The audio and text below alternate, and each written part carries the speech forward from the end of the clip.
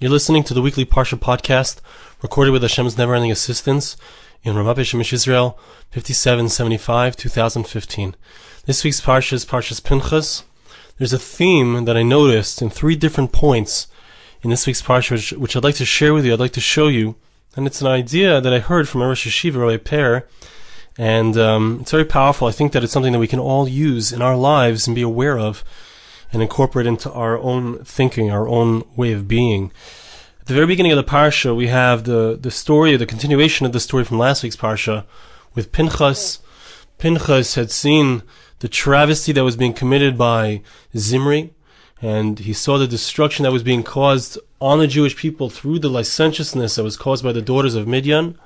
And as a result of that, Pinchas did his act. He killed Zimri and Cosbi, and he prevented the Magefo. He stopped in its tracks this plague that was affecting the Jewish people many thousands had died from. Now, what was the root of it? Where did it start from? It started with Bilaam. As the sages tell us, Bilaam had given advice. Balak had said, I want you to curse the Jewish people. Bilaam was unable to curse the Jewish people. As a result, however, Bilaam gave advice that if you want to get the Jewish people, the way to get them is through causing them to do things that are licentious, to cause behavior which is problematic between men and women. By doing that, if you can do that, the God of the Jewish people hates licentiousness, hates immoral behavior, and as a result, if you can get them to do that, so you can cause great damage to the Jewish people. And indeed, he gave them the advice, and the result was indeed that there was a great plague that occurred, and many Jews fell into the sin with the daughters of Midian. Now, I think it's important to note, as we look at Bilaam, we look at his character as described by our Chazal, that Bilaam was somebody who he himself was immoral. He was somebody who had relations with his very animal that he rode. This is our Chazal say it explicitly. And so it's very interesting that the instruction that he gives to the king of Moab, to Balak, is to cause the Jewish people to sin in this very way. He himself is like the perfect example of what he wants to do to bring down the Jewish people. So the type of leadership, if we look at Bilaam and we look at Balak, the type of leadership that we're looking at is leading by example. And I'd like to speak more about this, and notice that it occurs more than once in the Parsha. The second place that we notice this is really a surprise. It's a surprise idea. The verse says something which we wouldn't have thought of it this way. It's speaking about the children of Ruvain. It's enumerating who's going to receive the land of Israel, who's going to receive portions in the land of Israel.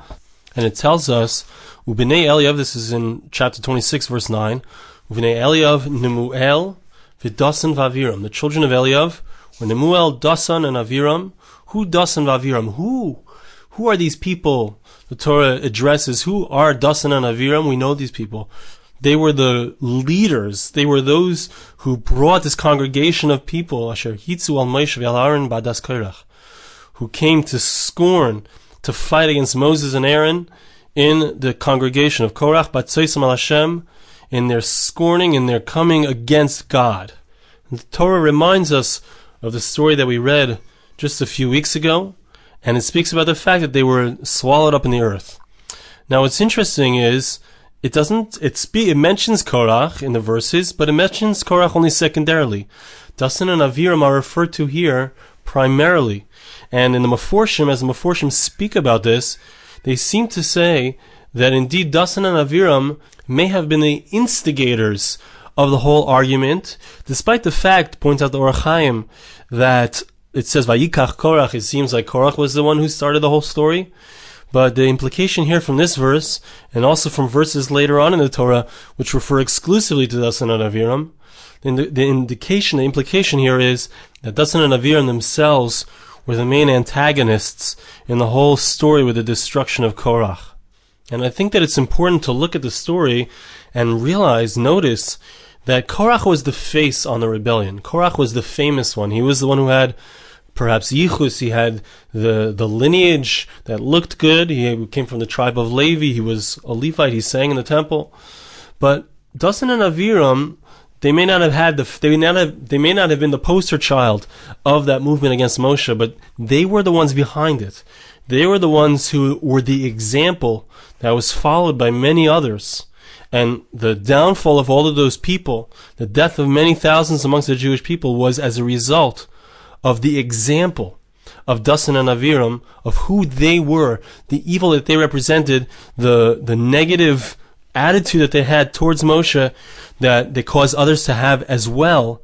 Not perhaps in being the front line men, not perhaps being those in front of the whole story, the leader in an active way of the rebellion, but perhaps we could say that part of the reason why it's presented in this way is because they were those who, through their example, others followed after them, but it was more subtle.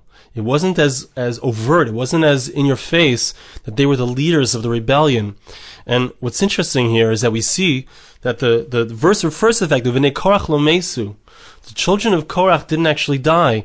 And the Orach Chaim brings down that this is a further indication of the fact that Korach himself wasn't the instigator, but rather that Doson and Aviram were the instigators. Doson and Aviram, they had no progeny that survived them. Korach, however, we know that there's parts of Tehillim, parts of the Psalms that were written by the sons of Korach. The progeny of Korach indeed continued to contribute to the spirituality of the Jewish people. And that's an indication of the fact that there was a spiritual power of Korach. He wasn't completely evil. There was good intent within that which he did, as opposed to Doson and Aviram. They were people who were kol kulam. They had this negative mindset, and there was nothing good that would come out of them. Now, this is something that's true on the side of evil. This is true on the side of negativity. But later on in the Parsha, we see this idea, this theme, in the opposite direction. Moshe Rabbeinu is aware that it's his time to go. The Jewish people are going to go into the land of Israel, and he doesn't have the privilege because of Memariva, because of the whole story with striking the rock. He will not have the privilege to bring the Jewish people into the land of Israel. And he turns to God and he says, God, please appoint over the Jewish people someone who has the proper attitude, who will be able to lead them properly, who will be able to give them all that they need in order to survive as a nation, in order to survive individually, that they should be able to accomplish all that's necessary in order to be that spiritual force within the world. The verses read as follows. This is in chapter 27, verses 15 and on. Vaydaber Moshe el Hashem leimor, Moses speaks to God and says, Yifkoid Hashem elokei aruches l'chol basar. Ish al ha'eda, God, please choose somebody. You are the God who understands the spirits of of all flesh, each and every person. Please appoint somebody to be in charge of this congregation for the Jewish people. Asher yetze lifneim, asher yave lifneim, who will go out in front of them, who will come in front of them, asher yetziem, asher yevim, will bring them in, bring them out. V'lotia adas Hashem ketzayin asher ein lehem royeh. And the congregation of God shouldn't be like a flock of sheep that don't have a shepherd. Now, what is the special quality of someone who's going to be a leader of the Jewish people? So God says to Moses, Kach lechas Yoshua ben Nun. Take for yourself Joshua, the son of Nun. Ish asher ruach ba. He has the spirit within him. What is his spirit? So Onkelos says it's a spirit of prophecy. But Rashi says, Asher ruach ba kasher sha'alta. Hashem is saying to Moses, this is what you requested. He has the ability to understand each and every single individual. He's somebody who's a koilel. He's somebody who includes within himself all the different aspects of the Jewish people, and therefore he understands each and every individual, and he can direct each and every individual. Now, in this context, Rosh Hashiva explains something amazing, really interesting. He said that there are really two different types of leaders. There are two different possible ways of leading. One way of leading is that I speak to each and every person. They come to me for advice. They come and whatever their problems are, I address them. I look at each person who they are. I try to understand them. I try to give them advice which is matim to them, which is tailored for that person. That's one type of leader. And that type of leader has a limited scope of whom he can affect.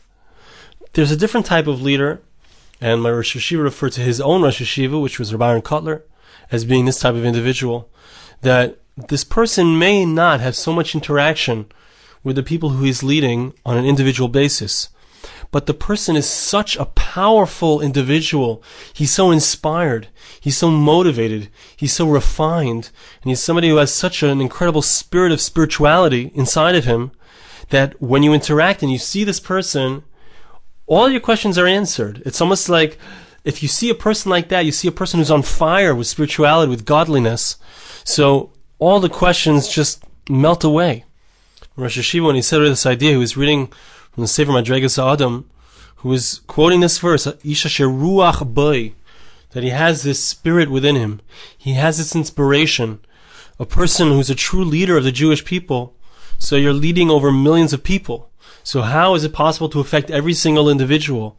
But when the leadership is by example, when someone has filled himself up with so much spirituality, with so much commitment, with so much life, with so much commitment to God, to the way of the Torah, when someone is acting in that way, so the effect will be immediate on those around him. All those who are around that person will want to be like that person, will want to be committed, will want to have that spirituality.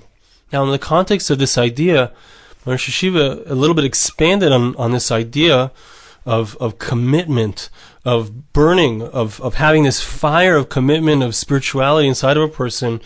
He mentioned that one of the issues today, and this is a speech that was recorded in 2008, but it's certainly true today in 2015, one of the issues today to educators throughout the world, he was speaking specifically about yeshivas, but it's true really anywhere, is that our children are facing with challenges that they've never faced before. We are facing challenges that we've never faced before. It used to be a Jew, you go out into the street, he'd have all kinds of mortal danger, perhaps. He'd have all kinds of challenges from the street, but he would be safe in his own home. He'd come home and he could act as a Jew. He could do the things that he needed to do. He didn't have the challenge that existed outside, didn't have that challenge within his own home. But today, the challenge of the Jew, the challenge of the individual is, it's penetrated into the homes, into our very homes. And what is the solution? It's not a simple solution. It's not an easy answer. But the idea, as my Rosh Hashiva brought it across, is that it comes down to, it's really who can really stand up, who has that level of commitment.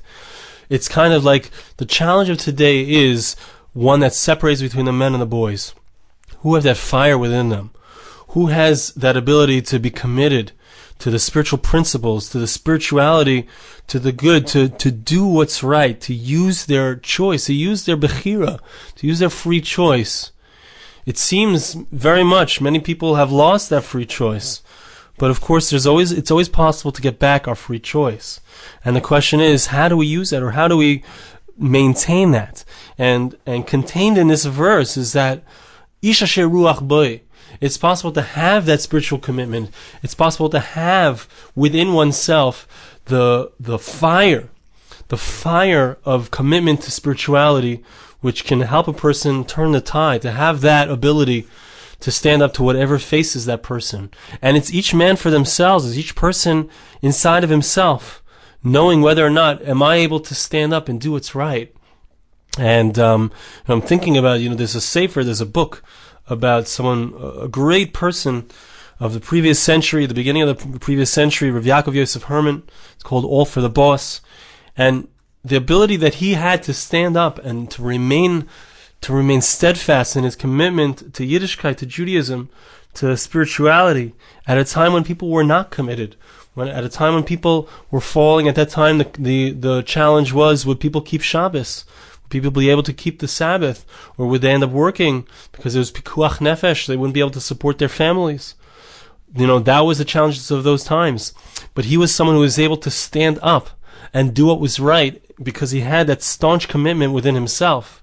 And you read that story and you can't help but be drawn along and want to have that type of commitment and want to have that type of beautiful level of spirituality that he had. And that's the type of leadership that Rabbi Aaron Kotler represented, as Rosh Hashiva shared. And it's the type of leadership that the Torah is speaking about here. Isha sheruach ba Yehoshua, Joshua, would lead his nation, would lead the Jewish people through that commitment that he had. He was somebody who was so staunch, he was so committed in his spirituality that whoever would see him would be drawn in, would be inspired by his example to do what was right. And that's something that each and every one of us has the opportunity. We have a family, we have children, we have friends around us, and to the degree that we have filled ourselves up with goodness, with commitment, with powerful spirituality, that's how much it will affect those around us. Each one of us is truly a leader. Whether we like it or not, it's true. Each one of us is a leader, and we have the ability to affect those around us. And we have a choice, because Bilaam HaRasha, Bilaam was also a leader. Doson and Aviram, they were also leaders. And their leadership was, the way that it manifested was in a similar way to what we're speaking about here. But lahavdil, on the other side, they were people who represented degeneration. Bilaam was someone who had relations with his own mule. He was somebody who represented degeneration, and he was able to cause a tremendous rift in the Jewish people as a result of that. He caused a great downfall for the Jewish people through his example. Doson and Aviram as well. They were people who were kol kulam, their whole essence, they were on fire with an antagonism toward Moshe Rabbeinu, toward Moses, and toward Aaron, and toward God. And as a result of that, they caused a tremendous downfall to the Jewish people. But then we have the Yehoshua, the Joshua. As we said, he's somebody who was so full of spirituality that he could impart that message to the entire Jewish people. He could inspire an entire nation in their service of God, in their spirituality. And so each one of us has that choice. Each one of us has a choice in front of us. Where do we choose to put our inspiration?